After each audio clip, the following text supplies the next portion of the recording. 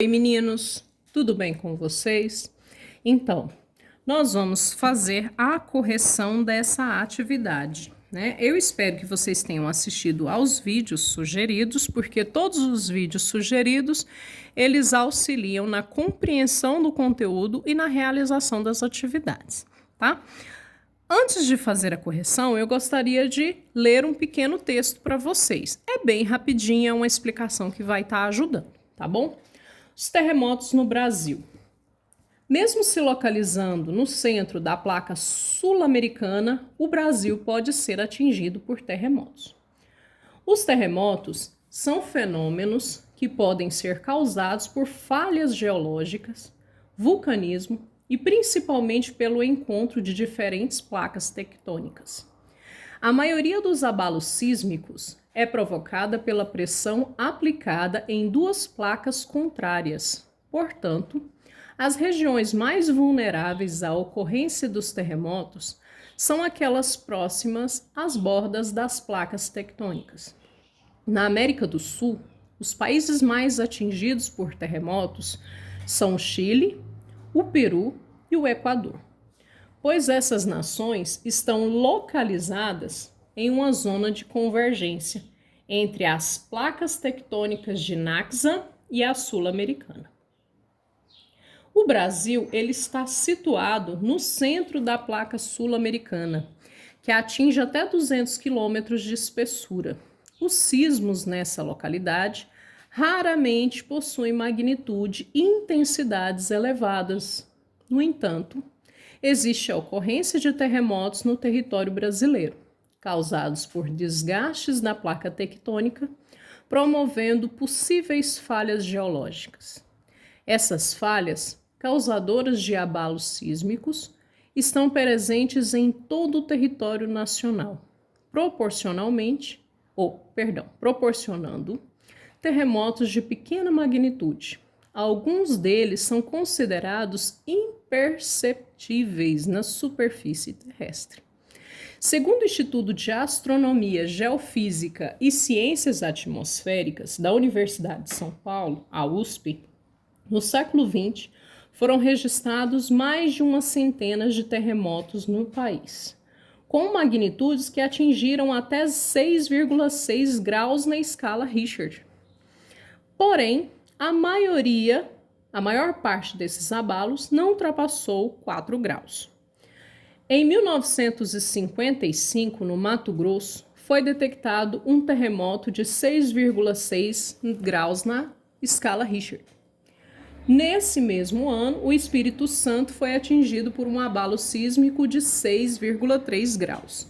E no Ceará, registrado um terremoto de 5,2 graus na escala Richter. Em 1980, o estado do Amazonas, em 1983, sofreu um terremoto de 5,5 graus. Entretanto, pelo fato de esses terremotos terem sido atingido áreas com pouca concentração populacional, não houve danos materiais e nem vítimas. João Câmara, município de Rio Grande do Norte, é habitado por 31.518 pessoas. Esse foi atingido por uma série de terremotos na década de 1980. O mais grave deles ocorreu no dia 30 de novembro de 1986, quando a cidade tremeu com um abalo sísmico de 5,1 graus na escala Richter, provocando a destruição de 4.000 imóveis. Em Minas Gerais, no município de Itacarambi, um terremoto de 4,9 graus promoveu um tremor que durou aproximadamente 20 segundos, tempo suficiente para derrubar 6 casas e abalar a estrutura de outras 60 residências. Nessa ocasião, uma criança de 5 anos morreu soterrada nos escombros de uma das casas atingidas. O último grande terremoto registrado no Brasil ocorreu no dia 22 de abril de 2008, um tremor de 5,2 graus, e foi sentido nos estados do Rio Grande do Sul, Santa Catarina, Paraná, Rio de Janeiro e São Paulo, embora não tenha sido registrado nenhum desabamento nem a ocorrência de vítimas. Então, isso nos faz compreender que Apesar de nós termos baixa quantidade de abalos, nós temos sim abalos, né? Então vamos às atividades. A imagem abaixo nos mostra os registros de abalos sísmicos e as proximidades com base na análise dessa imagem e os seus conhecimentos sobre o assunto. Responda as questões 1, 2 e 3. Então, esses pontinhos aqui é o grau na escala Richard, né, de abalos. Olha para você ver. Nós temos alguns abalos bem pequenos, né, que chegam a 0,0 a 19. Nós temos alguns de 2,2 a 2,9. E nós temos menos ainda os abalos sísmicos que são maiores, que são de 5 a 6,5.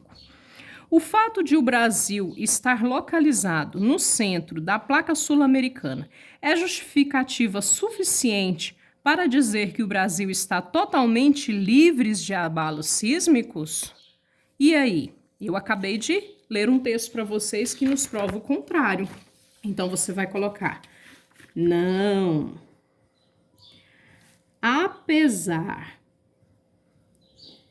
de ter poucos abalos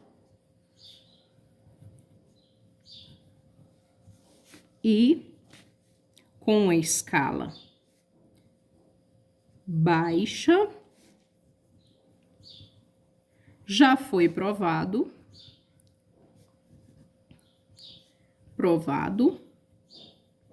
e sentido, sim, abalos sísmicos.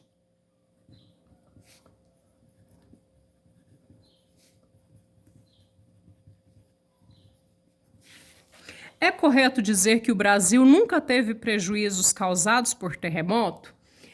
Vocês lembram que nessa leitura que eu fiz, nós encontramos, sim, nós tivemos prejuízos em Minas Gerais, né?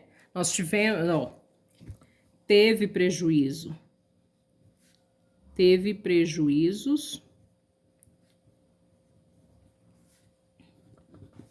sim, em várias cidades.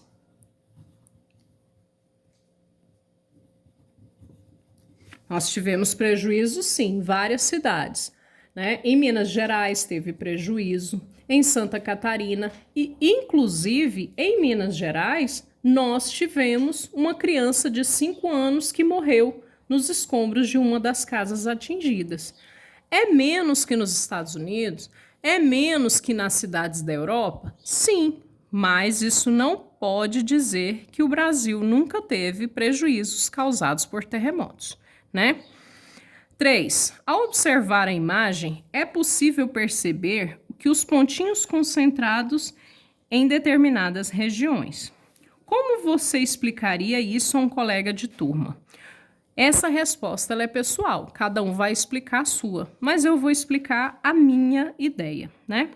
Quando a gente observa, a gente percebe que esses pontinhos concentrados, eles estão no mar. Isso pode causar algum prejuízo? O que vocês acham? Sim, pode causar sim algum prejuízo. Por quê? Ele pode provocar outros fenômenos, né? Mesmo que os abalos não sejam tão sentidos no território, né, em solo firme, eles vão ser sentidos no mar e podem estar provocando ondas muito grandes no litoral. Inclusive, uma tsunami, né? Espero que isso não aconteça, tá bom? 4. Observamos o mapa mundo e notamos a semelhança do formato entre a costa da América do Sul e a da África. Mas, além disso, há outras evidências que dão suporte à ideia de que os continentes já estiveram unidos. Algumas das evidências encontradas nos dois continentes são: letra A, as mesmas espécies de animais e plantas. Letra B, fósseis de mesma espécie e estruturas rochosas similares. O mesmo tipo de solo, o mesmo bioma, a mesma extensão territorial. Então, quais são essas evidências? De acordo com algumas pesquisas, as evidências são que nós temos fósseis de mesma espécie e estruturas de rochas similares. Então, a América do Sul, onde fica o Brasil, e a África têm fósseis de uma mesma espécie. Isso significa que, na época, né, há milhares e milhares de anos, quando a gente fala da Pangeia, nós éramos todos unidos, né? E de acordo com as movimentações das placas tectônicas, foi se separando. Outro detalhe interessante que eu gosto de observar é a costa do Brasil, né?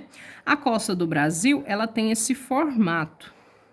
E como que é o formato da costa da América do Sul? Ou, perdão, da África, né? A costa da África tem essa mesma estrutura aqui, ó. Então, quer dizer, se a gente observar e se a gente imaginar, é como um quebra-cabeça. Que se você pega a África e encosta na costa da América do Sul, você consegue perceber que ela se encaixa perfeitamente, tá bom? Para a próxima agora.